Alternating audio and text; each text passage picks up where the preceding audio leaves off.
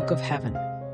Volume 11, January 28, 1916. Constrained love is the greatest bitterness, suspension of the state of victim.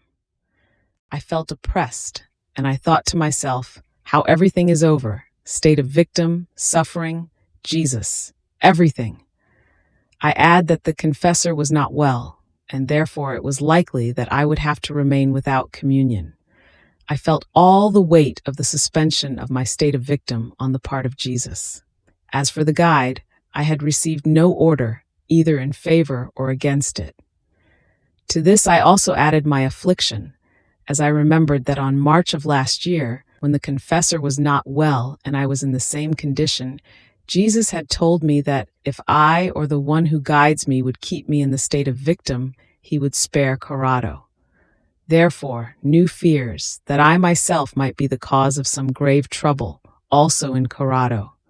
But who can say all my apprehensions and bitternesses? They were so many that I felt petrified.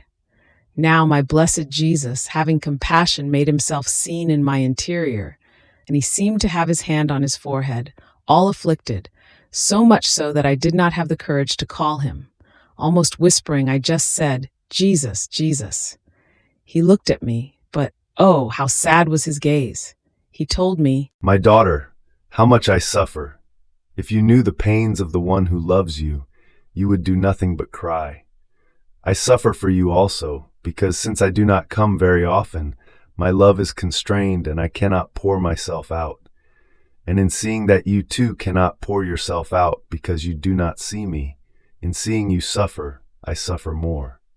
Ah, my daughter, constrained love is the greatest bitterness, which tortures a poor heart the most. If you remain quiet while suffering, I do not suffer so much, but if you afflict yourself and worry in your suffering, I fidget and become delirious, and I am forced to come to pour myself out and to let you pour yourself out, since my pains and yours are sisters.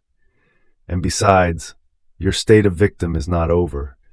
My works are eternal, and it is not without a just reason that I suspend them, though without making them end.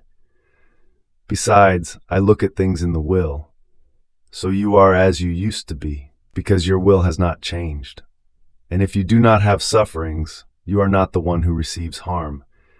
Rather, it is the creatures that do not receive the effects of your pains, that is, to be spared the scourges.